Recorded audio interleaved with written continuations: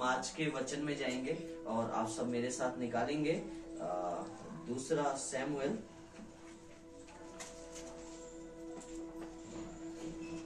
अध्याय 6 उसकी आयत नंबर 21 से लेकर 23 तक कोई भी एक जन पढ़ देगा। या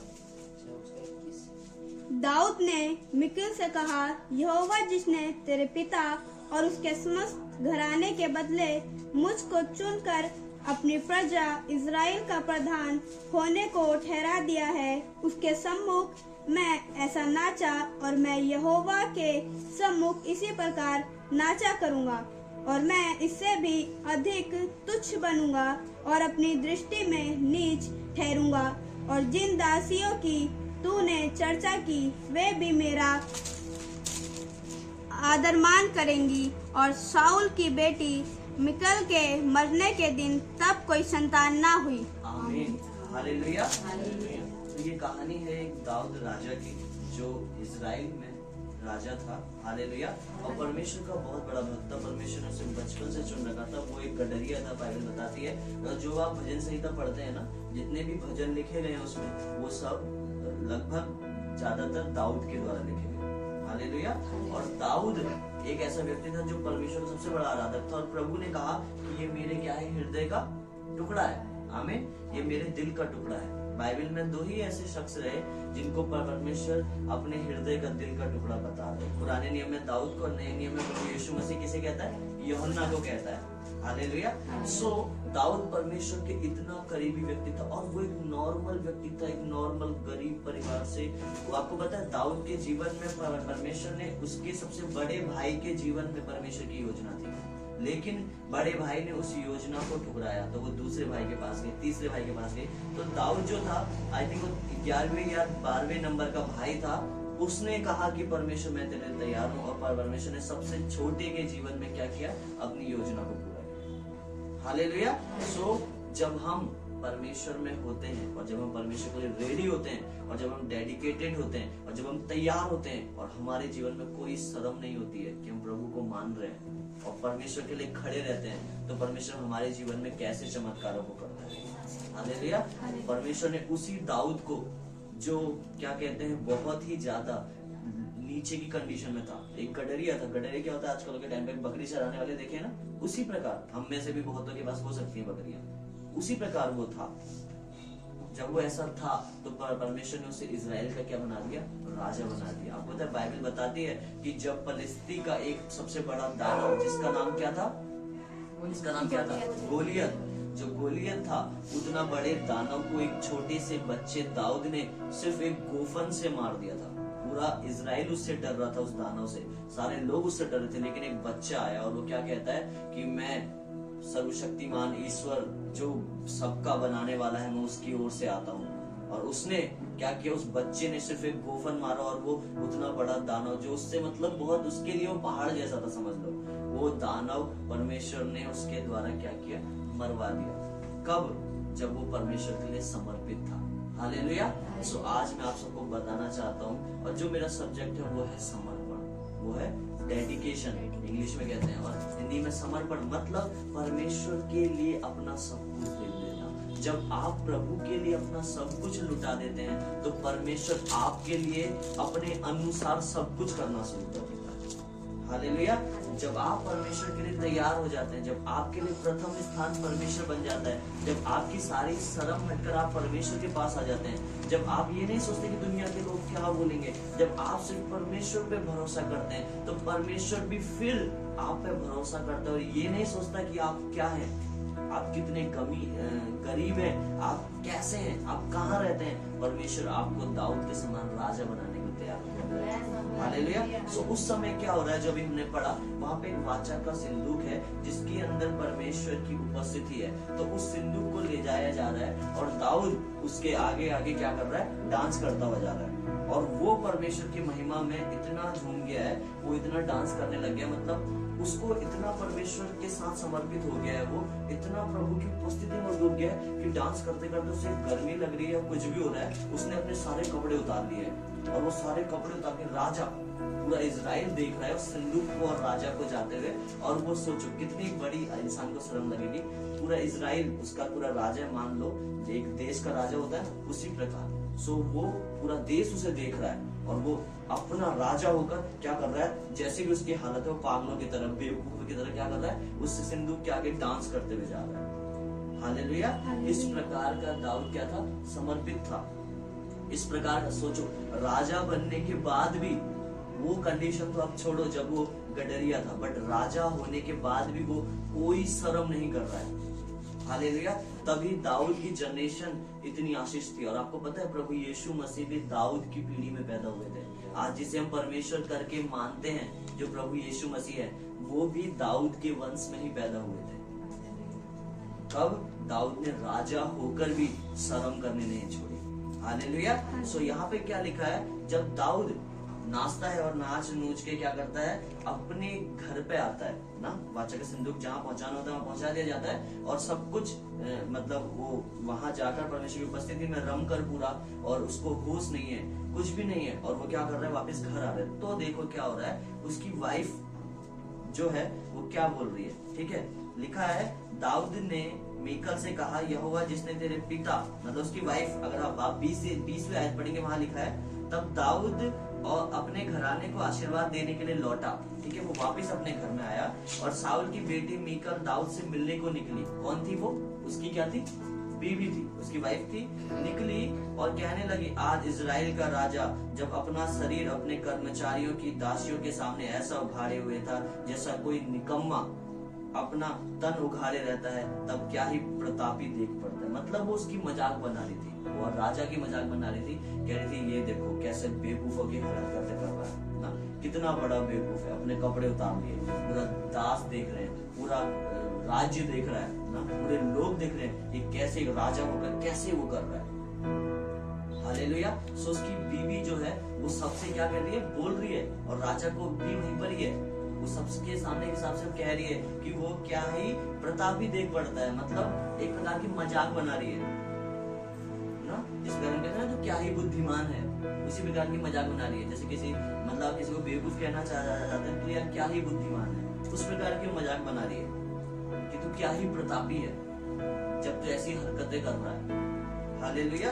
सो जब वो ऐसा कर रहा है तो उसके बाद क्या हो रहा है कि दाऊद उसे जवाब दे रहा है। दाऊद ने मीकल से कहा, यहोवा जिसने तेरे पिता और उसके समस्त घराने के बदले मुझको चुनकर अपनी प्रजा इजराइल का प्रधान होने को ठहरा दिया है, उसके सम्मुख में मैं नाचा। हालेलुया। तो दाऊद उसे बता रहा है कि जिसने मुझे राजा बनाया है, आज जो तू मुझे सब कुछ देख रही है, जो पूरा राज्य है, वो सब भी उसी ने ही मुझे दिया है जिसके लिए मैं नाचा।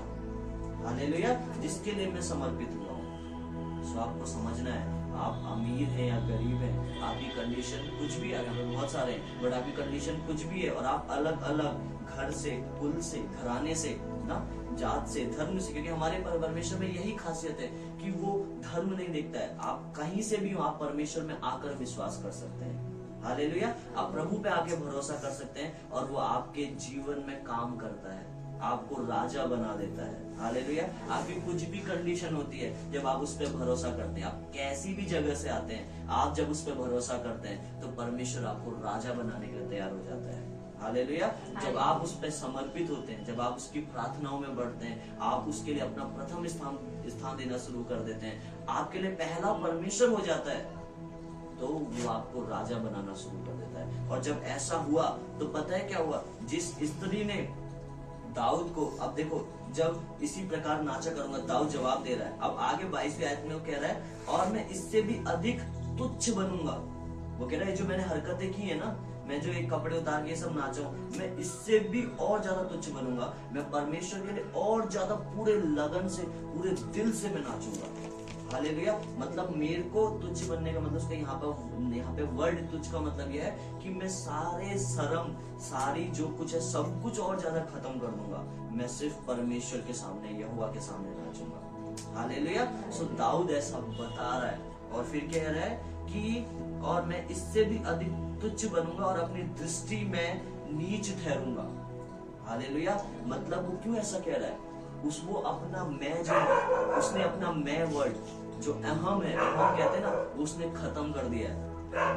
जब हमारे जीवन से हमारा मैं खत्म होता है कि मैं सही हूँ, मैं जो कर रहा हूँ वो सही है, जब आप ये खत्म कर देते हैं तो परमेश्वर तब आपको राजा बनाता है। इस प्रकार उसने दाऊद को बनाया क्योंकि उसके अंदर कोई मैं नहीं था, और मैं ना होने के बाद भी वो क्या कह रहा है, और मैं अपनी दृष्टि में इससे भी नीचा बनूंगा, इससे भी मैं ज्यादा नीचे जाऊंगा, और मैं इतना नम्र बनूंगा। क्योंकि बाइबल भी क्या बताती है कि तू जितना नम्र बनेगा उतना मैं तुझे शिरोमणि बनाऊंगा। नम्रता का मतलब पता है क्या है? आप जितना नीचे बनेंगे, मतलब आपका घमंड जितना कम होगा, आप जितना परमेश्वर पे भरोसा करने वाले बन जाएंगे, आपका खुद पे भरोसा करना कम हो जाएगा। खुद पे जो आप भरोसा करते हैं या खुद की सर में आपकी खत्म हो जाएंगे। नम्रता का मतलब ये, उतना परमेश्वर आपको उठाने लग जाएगा। हालेलुया, उतना परमेश्वर आपको ऊपर ले जाने लग जाएगा। कब? जब ये आप अहम को खत्म करेंगे। जिस प्रकार दाऊद कह रहा है कि मैं अपनी दृष्टि में और नीचा ठहरूंगा, और जिन दासियों की तूने चर्चा की वो भी मेरा आदर मान करेंगी। हालेलुया, मतलब दाऊद कह रहा है कि मैं ये सब कर तो रहा हूँ, मुझे सारा राज्य भी दिख रहा है, दास दासियां भी दिख रही है, लेकिन जब मैं ऐसा कर रहा हूँ तो मैं महान परमेश्वर की आराधना कर रहा हूँ, और उस महान परमेश्वर की आराधना करने के द्वारा मेरी सारी शर्म खत्म होने के द्वारा क्या होगा कि मैं इससे और ज्यादा गिरूंगा नहीं, लेकिन हर एक जना मेरा और ज्यादा आदर सम्मान करेगा। हालेलुया, वो और ज्यादा क्या होगा, मेरी इज्जत को करेगा। कब? जब मैं क्या कहते हैं, परमेश्वर के सामने नीचा बनूंगा, परमेश्वर के सामने नम्र बनूंगा, और अपने आप को पूरा नीच बना दूंगा, कहता है वो। हालेलुया, अगर आप इंग्लिश बाइबल पढ़ेंगे तो वहां तो कुछ और है, तो वो कहता है मैं और ज्यादा अपने आप को तुच्छ बना दूंगा। मतलब इस तुच्छ और नीच का मतलब ये नहीं है कि वो अपने आप को मतलब किसी चीज में गिराना चाह रहा है। इसका मतलब यह है कि मैं अपने आप को और नम्र बना दूंगा और छोटा कर दूंगा परमेश्वर के सामने, अपना सारा घमंड में खत्म कर दूंगा। हालेलुया। सो जब आप परमेश्वर के लिए तैयार हो जाते हैं, जब आप प्रभु के लिए उसकी उपस्थिति में जाने के लिए तैयार हो जाते हैं, जब आप सारी शर्म खत्म करने लग जाते हैं। आज पता है आज की प्रॉब्लम सबसे बड़ी क्या है? आज चर्च में अगर किसी को पवित्र आत्मा छुए और वो हिलने डुलने लग जाए ना, या किसी के अंदर दुष्ट आत्मा है, तो लोग उसको देखने लग जाते हैं, यार ये क्या कर रहा है, क्या ऐसे प्रॉब्लम हो रही है ना, क्या ड्रामे दिखा रहा है।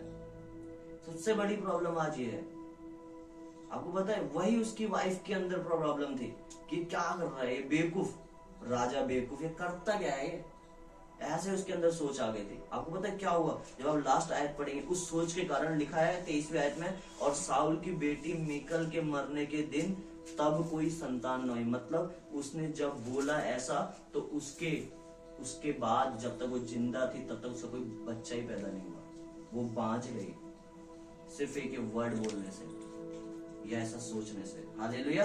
सो जब हम ऐसा सोचते हैं, परमेश्वर की उपस्थिति में जाने से शर्माते हैं, हम खुद को भी बांधे रखते हैं, शर्म रखते हैं, तो हमारी लाइफ में कर्ज भी आ सकता है। हमें समझना है, हालेलुया, हमें उसका आराधक बनना है, हमें इतना समर्पित होना है, इतना डेडिकेटेड होना है कि हमारी सारी शर्में खत्म हो जाए, हमारा सारा मैं खत्म हो जाए। हमें ये ना दिखे जब हम यहाँ वर्शिप करने खड़े हो रहे हैं या हम चर्च में भी आ रहे हैं, हमें ये ना दिखे भाई हमें 10 लोग देखते हैं, वो 10 लोग क्या कहते हैं, वो ना आपको देखते हैं ना वो खुद को देखते हैं, सबको अपने से मतलब है इस दुनिया में। हालेलुया। सो आपको देखना है कि आपको भी खुद से मतलब होना चाहिए। आप जो कुछ कर रहे हैं आपका परमेश्वर के लिए फर्स्ट होना चाहिए, आपका परमेश्वर के लिए पहला होना चाहिए। चाहे वो आपका समय हो, चाहे वो प्रार्थना हो, चाहे वो यहाँ आने में हो, चाहे वो आपका बोने में हो, कुछ भी हो, वो आपका बेस्ट होना चाहिए। हालेलुया। चाहे आपका प्रभु के सुसमाचार सुनाने में हो, चाहे आपका कुछ भी हो, लेकिन क्या होना चाहिए? वो बेस्ट होना चाहिए। चाहे आपका विश्वास हो, आपका विश्वास भी परमेश्वर के लिए क्या होना चाहिए? बेस्ट होना चाहिए। क्योंकि बाइबल क्या बताती है कि तेरे विश्वास ने क्या कहा उस स्त्री से जो 12 साल से बीमार थी?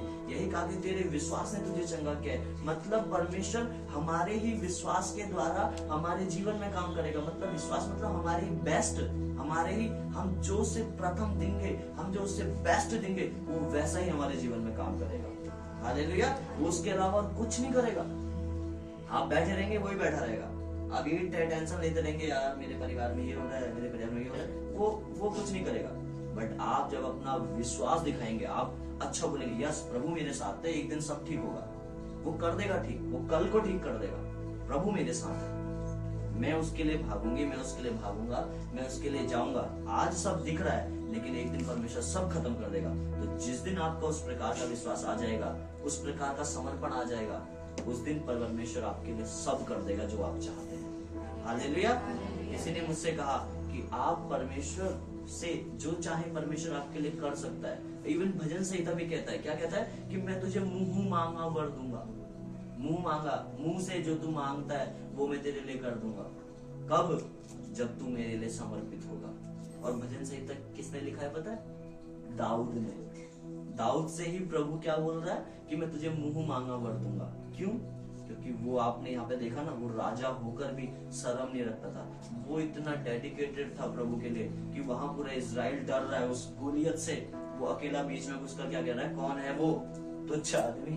कौन है वो? कौन है वो? किसकी बात कर रहे हो तुम? और सामने इतना बड़ा दिख भी रहा है। सोचो आपके सामने इतना बड़ा राक्षस आ जाएगा, आपका क्या रहेगा? शेर भी आ जाए आज के टाइम में तो लोग भागने लग जाते हैं, समझ रहे हैं ना? वो उतना बड़ा राक्षस है, उन जानवरों से भी खतरनाक है जो भयंकर जानवर होते हैं। लेकिन वो कह रहा है कि कर क्या लेगा। हालेलुया। सो हमारा विश्वास तभी बढ़ सकता है जब हम परमेश्वर के लिए समर्पित होते हैं। हमारा विश्वास भी तभी उठ सकता है जब हम प्रभु के लिए समर्पित होते हैं, जब हम प्रभु के लिए सब कुछ दे देते हैं। हम सोचते हैं यार हम इतना सब कुछ प्रभु के लिए कर रहे हैं, तब भी हमारा सब कुछ ठीक क्यों नहीं हो रहा है? नहीं, आपको समझना है कि आप और ज्यादा प्रभु के लिए क्या कर सकते हैं। और अगर आप कर भी रहे हैं तो आपको उस समय तक का वेट करना है जब प्रभु आपका सही करेगा। हालेलुया। आपको पता है अय्यूब के बारे में मैं बता रहा था फ्राइडे के दिन भी। अगर आप फ्राइडे के दिन जब अभी होल नाइट प्रेयर थी, पूरी रात हमने प्रार्थना किया था, तो मैं अय्यूब के बारे में क्या बता रहा था? अय्यूब के बारे में यही बता रहा था कि अय्यूब के जीवन में इतनी परेशानी होने के बाद भी अय्यूब क्या बोल रहा है कि जिस परमेश्वर ने मुझे दिया उसी ने वापस ले लिया। मतलब गोल्ड उसे हो रहा है, सब कुछ उसे हो रहा है, उसके बच्चे मर गए हैं, सब खत्म हो गया है, लेकिन फिर भी वो क्या बोलता है कि जिस परमेश्वर ने मुझे दिया उसी ने ही मुझसे वापस ले लिया।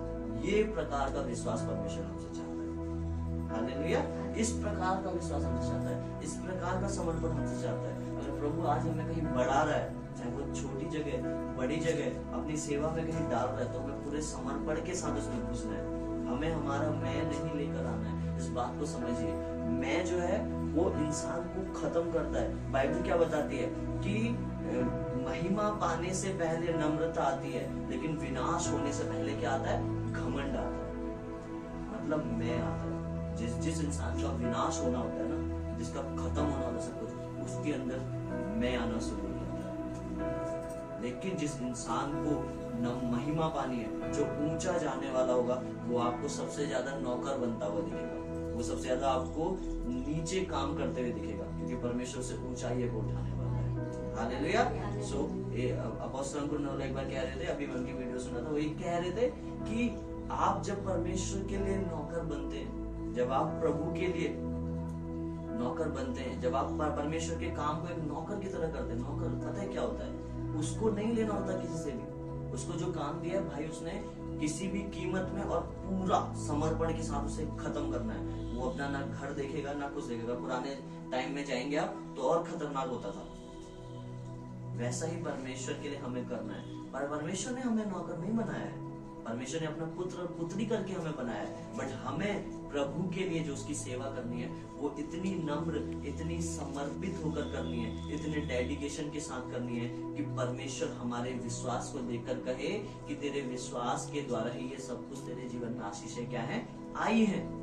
परमेश्वर अपने ऊपर कोई क्रेडिट नहीं लेना चाहता। खुद देखो, परमेश्वर इस स्त्री से भी क्या बोल रहा है कि तेरे विश्वास ने तुझे चंगा किया है। प्रभु उस समय ये भी नहीं कह रहा है, प्रभु यीशु मसीह, कि मैंने तुझे चंगा कर दिया है। समझ रहे हो? जस्ट उसने यही कहा कि मुझ में से सामर्थ्य निकली है, मुझ में से सामर्थ्य निकली। लेकिन वो क्यों निकली है? उसके बाद वो क्या जवाब दे रहा है? वो ये कह रहा है कि क्या कहते हैं, जब वो स्त्री बता रही है कि मैंने तेरे उस धागे को छुआ, उस वस्त्र को छुआ, तो वो क्या बता रहा है कि तेरे विश्वास ने तुझे चंगा किया है, तब जाके मेरे में से सामर्थ्य निकली है। हालेलुया। तो मतलब परमेश्वर आपके काम का अपने पास भी क्रेडिट नहीं रखना चाहता है, उसका भी वो आपको देना चाहता है। प्रभु क्या बताती है बाइबल कि परमेश्वर किसी का कर्जदार नहीं है, परमेश्वर किसी का कर्जा नहीं रखता है। अगर आप उसके लिए काम करते हैं ना, वो उसका आपको 100 गुना देने के लिए तैयार है।